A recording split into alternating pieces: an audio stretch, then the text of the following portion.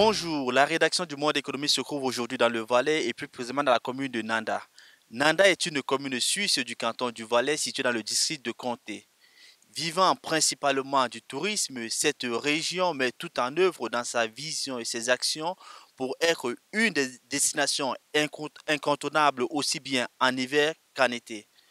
Pour en parler, nous sommes allés à la rencontre de Francis Dumas, qui est le président de la commune de Nanda. Bonjour Monsieur Dumas. Bonjour. Vous n'êtes pas de la commune, mais vous êtes de la région. Et cela fait depuis 18 ans que vous êtes à la tête de cette commune. Finalement, c'est quoi le secret de votre réélection?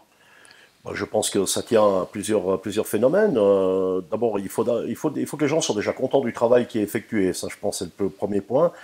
Je suis quand même un peu de la commune de Nanda, puisque ma mère est quand même d'origine de la commune, ma femme aussi. Donc, je suis né à Nanda, donc c'est quand même assez proche un peu de la mentalité aussi quand même de Nanda. J'ai été expatrié pendant quelques années, mais mon souhait, c'était, je trouvais la vie tellement agréable et différente que dans une grande ville, puisque j'ai vécu quelques temps à Genève. C'était quand même, quelques années d'ailleurs, c'était quand même le but, c'était de revenir dans le pays. Et j'ai trouvé que, contrairement à certaines idées reçues, c'est que quand on dit que les jeunes quittent le Valais, et vous allez voir que j'ai voulu par ce biais-là aussi prouver que j'étais parti pour faire mes études et que j'étais revenu, donc c'est peut-être l'inverse qui s'est passé. C'est quoi aujourd'hui les grands défis que rencontre une commune telle que la vôtre?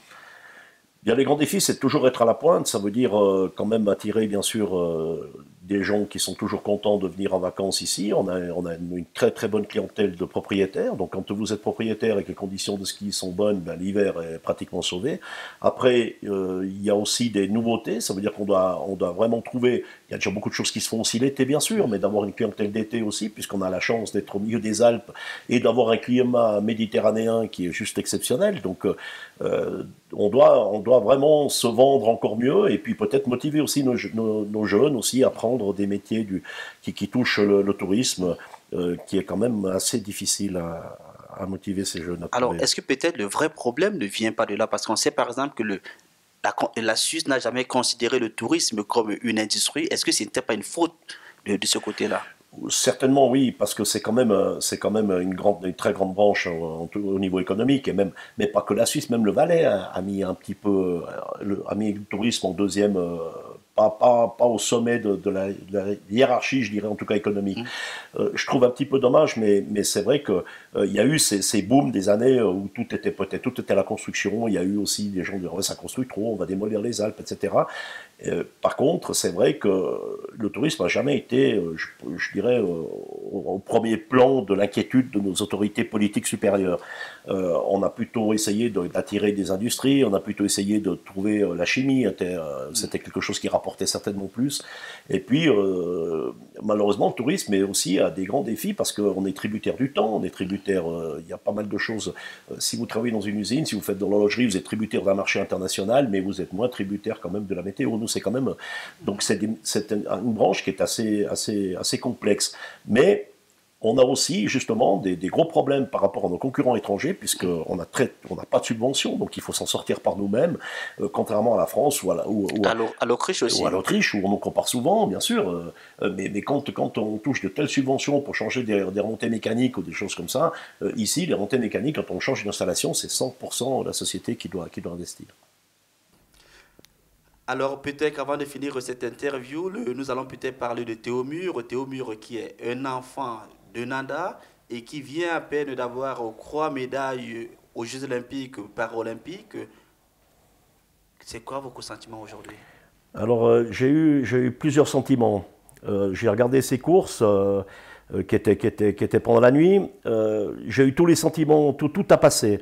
La peur quand il est, je pense qu'on a vécu tous un peu ce que le courage de se lever pour regarder ça. Quand il est dans le portillon de départ, je pense qu'on a vécu cette même tension, cette même peur que lui. Des grandes émotions aussi durant la course. On n'espérait pas, en tout cas la première course qui était une descente, donc on n'espérait pas même là une médaille. Et tout d'un coup, c'est une médaille d'or. Donc, y a tous les sentiments qui ont passé jusqu'aux larmes, parce que j'ai aussi pleuré avec lui. C'est juste génial. Donc, c'est un exemple qu'on donne ce jeune, et ces 3 médailles d'or. Et j'aimerais quand même souligner que ces médailles d'or sont faites dans le même métal. C'est vraiment des médailles d'or. Elles sont paralympiques, mais c'est des mêmes médailles que ceux qui ont gagné la descente aux Jeux Olympiques avant lui. Donc c'est juste génial. Et puis, mon Dieu, cette envie qui donne aux jeunes aussi, cette force de caractère, cette motivation, quelqu'un qui est paralysé de tout un côté, et puis qui est motivé, qui a 21 ans, et puis qui nous sort 3 médailles d'or, pour moi, c'est juste exceptionnel. C'est un grand moment de ma vie, et je peux imaginer, enfin, je sais ce que sa maman a vécu, puisqu'il a plus son père, malheureusement, mais certainement ce que toute la région a vécu.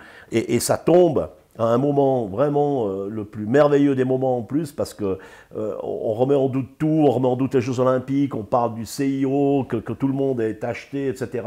Et puis on zappe complètement ces exploits sportifs et toute cette préparation qu'il y a avant pour arriver à de tels exploits. Alors, on se quitte peut-être avec ce bravo Théo. On vous remercie pour cette belle intervention, Monsieur Dumas. Merci à vous. Quant à vous, nous vous donnons rendez-vous très prochainement et nous vous donnons un au revoir depuis le Valais. Merci.